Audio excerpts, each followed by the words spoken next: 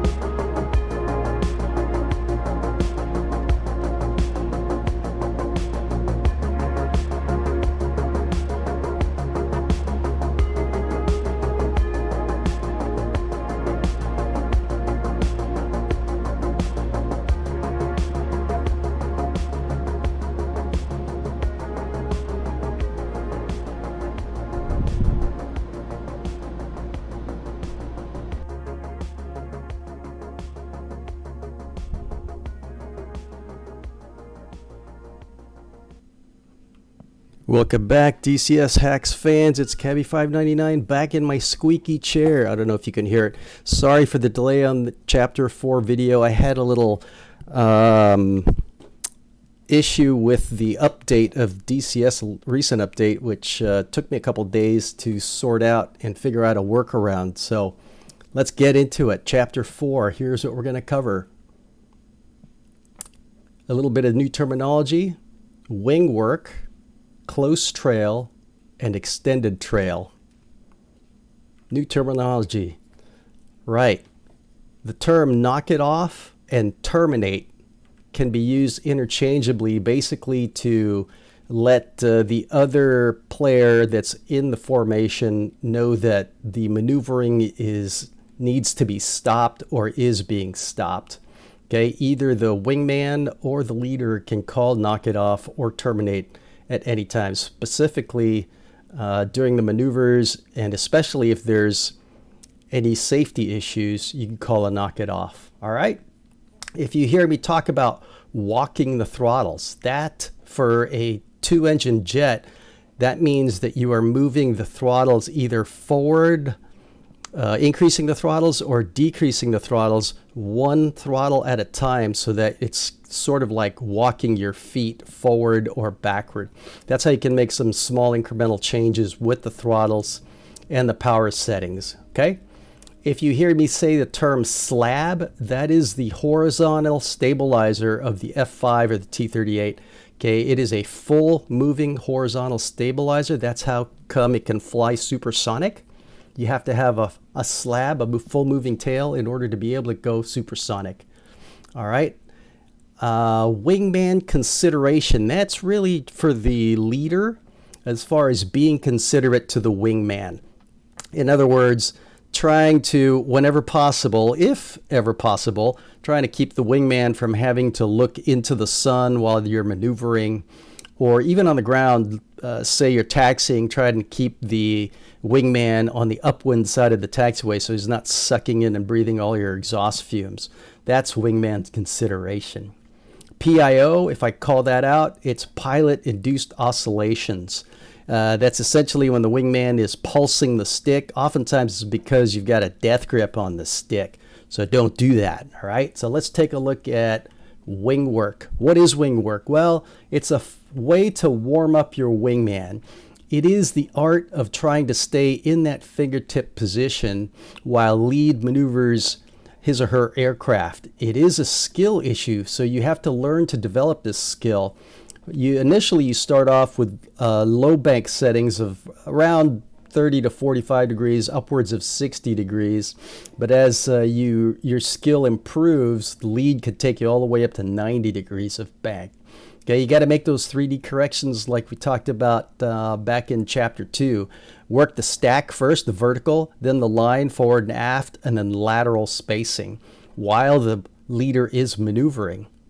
Okay, lead will fly basically large lazy 8 maneuvers, and I'll show you an image of that. And like I said earlier, yeah, you start out with small bank angles and work your way up to about 90 degrees of bank. Meanwhile, lazy 8s also has the leader pitching the nose up and down, and the image I'll splash up here at the end, I'll show you what I'm talking about with that. During wing work, the wingman can, or I should say the leader can have the wingman cross under during the wing work. Typically it's when the wingman is above what we call the high wing. So he's above the leader, and the leader is allowing the wingman to let the wingman use gravity to help him or her do the cross under to the other side, to basically the inside of the turn. Okay. No barrel rolls or aerobatic maneuvers, over the top maneuvers. It's literally just going to be lazy 8s throughout the whole thing, just increasing the bank angle and such. All right, so let's take a look at the lazy 8. Notice down at the very bottom is where this T6 diagram is showing the entry point, and as the lead pitches up, he starts rolling the bank angle. In this diagram, he's going all the way to 90 degrees and then starts to roll out as he's diving down, and then as he starts pulling up on the other side, begins to roll the other direction all the way up to 90 degrees. Okay, so when we do wing work, we'll start out with just 30 degrees of bank, not so much vertical, but once we start getting up to 45 and 60 degrees, then the lead will also start using the vertical as well as the rolling into the bank, all the way up to 90 degrees. Okay, what about close trail? What is close trail? Well, it is basically that pre-contact position which is the basis for aerial refueling, if you think about it. All right. And you can actually enter the close trail position from either straight and level flight, wing work, even echelon turn. All right. And what does that look like from the cockpit of an F5? Okay, this image is from a T-38, but the image is from the rear cockpit of a T-38, which is the cockpit for the F5. So what you're actually looking for as far as spacing, now keep in mind, this is, like I said, a precursor to, the basis to aerial refueling. So you're kind of in that aerial refueling mode, so to speak. And what you're looking for, if you can see it in a black jet like we have today, are for the ailerons, as far as your forward and aft spacing, your horizontal slab tips there, the horizontal stabilizer, the slab tips should be roughly about the 2/3 to 3/4 of the way outboard on the ailerons, and that'll give you a good forward aft spacing and still give you nose tail separation in case lead suddenly goes down or the wingman suddenly goes up. Okay, now the leader will only fly positive G's the whole time, and typically the leader will be flying lazy eights, but to also include barrel rolls.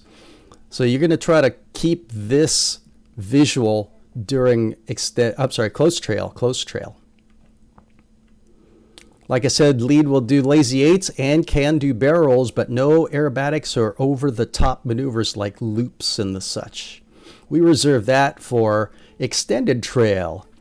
And I'll show you the extended trail colon here in just a moment. It's these days it's referred to as fighting wing. Okay, and you can enter it from any place, really, from straight and level flight, wing work, echelon turn, from close trail, and even what's known as the perch position during tactical formation, but I'm not going to cover that here.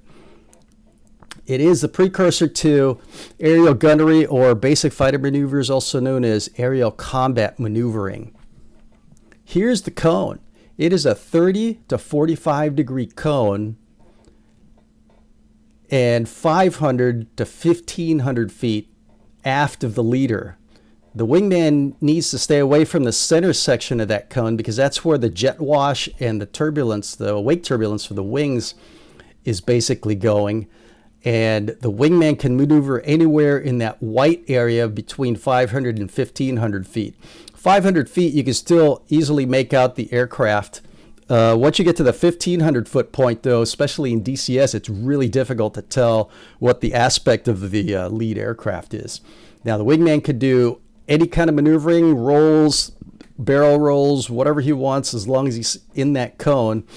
And we're going to enter it with a fixed power setting. In other words, lead will enter, in the F5, we're going to use 550 degrees centigrade of EGT, but the wingman is going to set 600 degrees EGT. So he or she always has a power advantage, which means the wingman will always kind of gain on the leader, has that ability.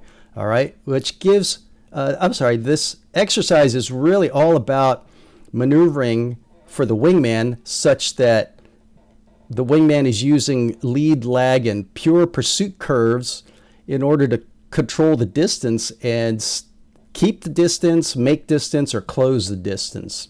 We are able to do over-the-top maneuvers during extended trail, so that means loops, cloverleafs, and Cuban eights.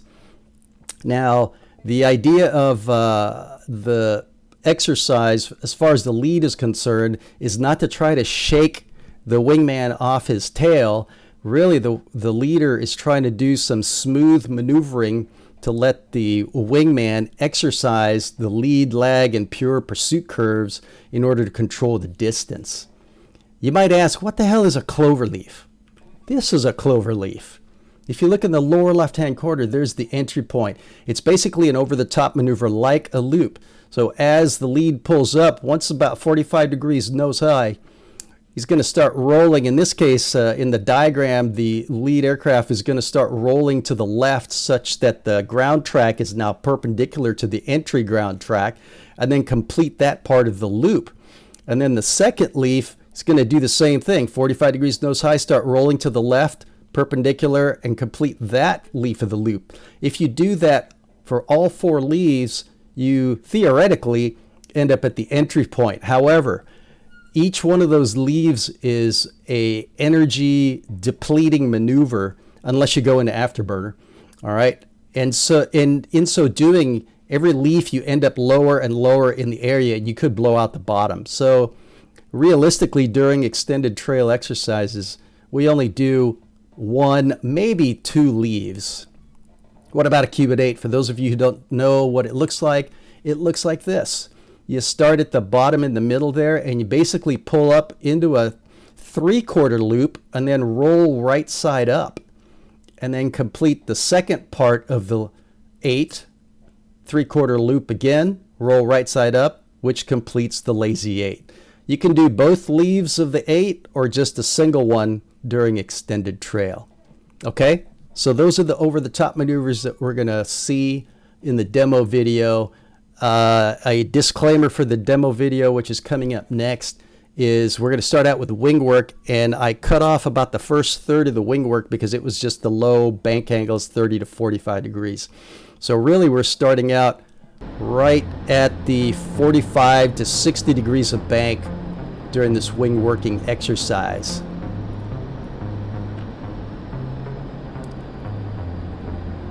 Okay, everything's looking all right so far.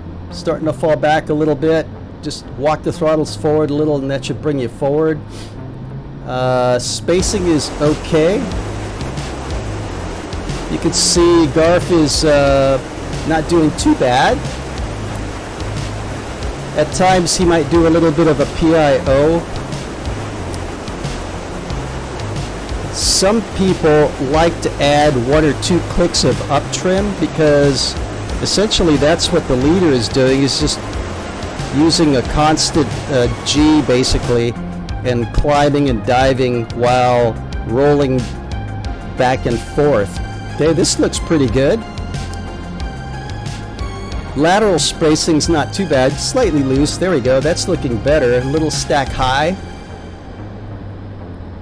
Okay, got to start walking the throttles, because on the outside of the turn you're going to tend to get spit out because you're a larger turn radius. You got to add more power, you got to climb more, and then you got to roll towards the leader. There's the first cross under from high wing to low wing.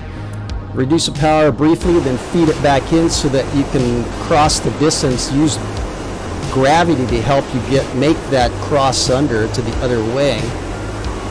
A little bit of a stagnation there. You need to add a little bit more power, Garf. Okay, that's looking better. Walking the throttles forward. On the inside of the turn, it's real easy to get back into position because you've got the geometric advantage as far as being a smaller turn radius. Okay, but eventually, lead's going to start rolling away from you. Notice the nose is starting to come up. Leader's starting to roll away. So start walking the throttles forward. Okay, and start pitching the nose up and banking it towards the leader. And it's pretty common to get a little bit spit out, like Garf is here. He's almost in a root position at that point. Okay, but notice that we're already going up to 90 degrees of bank.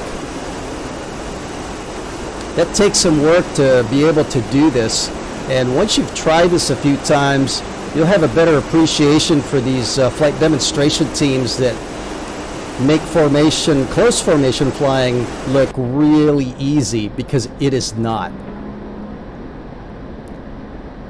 There we go. Garf's using a little bit of the gravity to help him get back into position. This is looking better. Okay, anticipate the fact that the lead is going to turn towards you, so you might have to start walking the throttles back. Here we go. Stay calm. Don't death grip the stick. Don't pulse the stick. This is a little bit high stack. There you go, working his way back. Now a little bit aft, so you got to walk the throttle a little bit forward. Just a little bit more power. And almost in a good spot there, just a little bit loose now. Work your way back in. Initially, when you start learning how to do wing work, you're going to start out where you're comfortable, which is typically in about the root position. Okay, and as you progress, you're going to get closer and closer and be able to hold the position better. I find flying wing work on DCS a little bit more difficult than in real life, to be perfectly honest. Part of the problem I have is that these F5s, the throttle response is not like in real life. Here's the second cross under from high to low. Don't leave the power back too long, otherwise you're going to fall back. And it sounds like Garf left it back a little bit too long. It could have been because the throttles don't accelerate that quickly also. So we're going to have to walk the throttles forward to move our position forward until we get, that's a good stack, until we get the good line. Coming up on a good line, a little bit stacked low, but he's working it. Work it, Garf, work it. There we go, that's looking better. Getting back in the position. Just slightly loose, but positioning is actually looking better. Oh, we ran out of music. I guess we're probably done with wing work, it looks like. Yep. We're setting him up for close trail. We're going to do it from straight level flight. Dragon, go close trail. 2. And now 2's going to maneuver to that image that I showed you earlier with the T-38s and call himself in.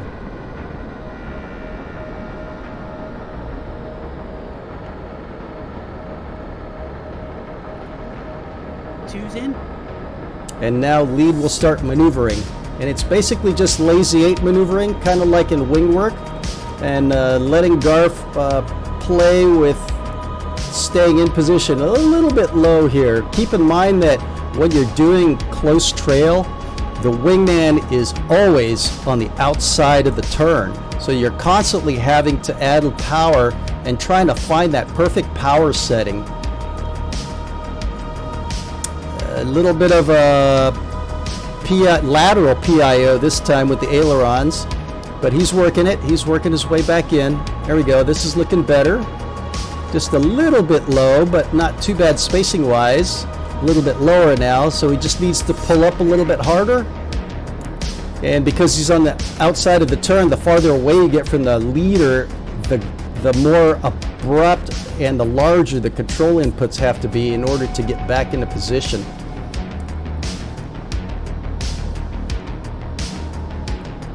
There you go. This is looking good. Okay, this is looking close. A little bit too close. We need a little bit of nose-tail separation. There you go. This is looking better.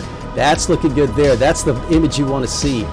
Okay, keep maneuvering so you keep that image. Maybe a little bit slightly low, but overall that's the image you're looking for. Okay, careful with the lateral PIO with the ailerons. Remember, we can do barrel rolls, and in so doing, it's oftentimes the wingman sometimes gets shot out during the barrel roll. Garf's not doing too bad there. Staying in, so that's good. Hanging in there. A little bit low, but and a little bit aft, but overall he's at least staying in the position. Okay, now we just need to climb back up to get closer to the leader. There we go. A little bit more. Okay, remember the leader is trying to be as smooth as possible during these maneuvers, so you need to also try to be smooth as well. There's some contrails off the wingtips. There we go. This is looking good. Yeah, just a little bit low. Bring it back up and it'll be perfect. Okay, oh, don't fall away. Remember, you're still on the outside of the turn, so you're trying to find that perfect power setting. There we go. That's good spacing. Just slightly low, but at least in position. That's looking good. That's looking better. Now he's got the hang of it. Maybe a little bit too far underneath the leader there, Garf. Okay, back off just a little bit and then start working your way back up again. Looks like leader's got the nose up, going into a barrel roll is what I'm guessing. How did I know that was going to happen? There you go. Keep up with the Garf. There you go. Trying to stay in, trying to stay in. Not doing too bad. A little bit low, but working it, working it. Terminate. Nope. Lead copy, terminate. Rejoin right side. 2. Garf had enough. All right, well, that's probably getting us ready for the extended trail exercise. Okay, we're going to go into it from straight and level flight. Lead will brake into a 60-degree bank left turn, waiting for the wingman to get into the cone and call in. Dragon go extended trail. 2. 2's in. Looks like Garf's setting his power setting to 600 EGT. Lead's already got 550. This is about 500 feet right here. Okay, and looks like Garf's going to the inside of the turn to close the distance a little bit. And a little bit close, so he's starting to go to the outside of the turn in order to make some distance so it doesn't get too close. Remember, 500 to 1,500 feet. Okay, right now it's a pure pursuit. This is looking good. Maintaining his distance, looks like around 750 feet behind the leader. Leader turns towards him. He's closing in. He's going to have to go to the outside of the turn. There he goes, towards the outside of the turn. Okay, think about this kind of like when we were doing turning rejoins. Whenever you're on the inside of the turn, you're going to close the distance to the leader. Now, it looks like the leader's got the nose buried, probably setting up for an over-the-top maneuver. Okay, Garf is right in the middle of the screen, and you can just barely see his smoke trail.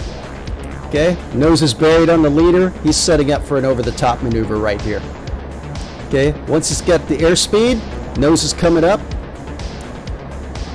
Okay, once it gets 45 degrees nose high, it's going to be a left turn into a clover leaf, and that puts Garf in the lead. In a lead pursuit position. So he's going to gain on the leader, and then when he gets to the top of this, basically a loop, he's going to have to go to the outside, and it's fairly common to catch up to the leader on the first half of the loop or clover leaf and then lose the leader as far as him running away. We're at about the 1,200 foot point as the leader is going downhill on the backside of that loop, so that's pretty common. Okay, but looks like the leader's turning into Garf. So Garf can stay on the inside of the turn, kind of like a turning rejoin, to close that distance again. Okay, it's going to be a barrel roll, and it looks like Garf's going to go into the barrel roll late so that he doesn't get too close. And then he's going to start working his way, at this point, a pure pursuit.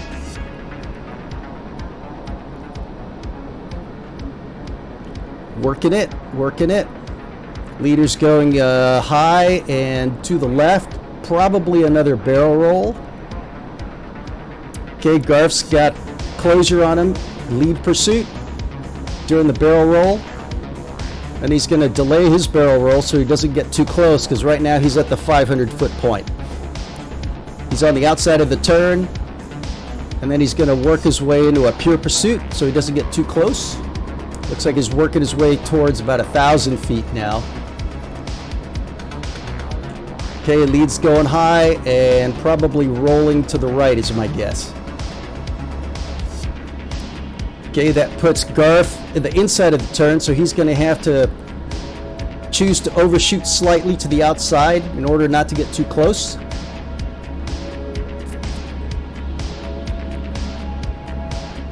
And again, the lead is turning towards Garf, so that's going to put him on the inside of the turn, allowing him to close a little bit more quickly. Knock it off. And he's had enough. Knock it off. All right. That was Rejoin left side. That was a pretty decent display for demo, I should say, for the extended trail. And we ran out of music, so therefore the video is probably done for chapter 4. Hope you guys enjoyed that. All that's left to do here now is for Garth to do his turning rejoin. Okay? All right. For Chapter 5, which is the last chapter, we're going to be doing some lost wingman procedures, and then we're going to recover back to Nellis to do the overhead pattern and the formation break overhead runway 21. All right. Thanks for joining us for Chapter 4. Once again, sorry it took so long to bring that back out to you guys.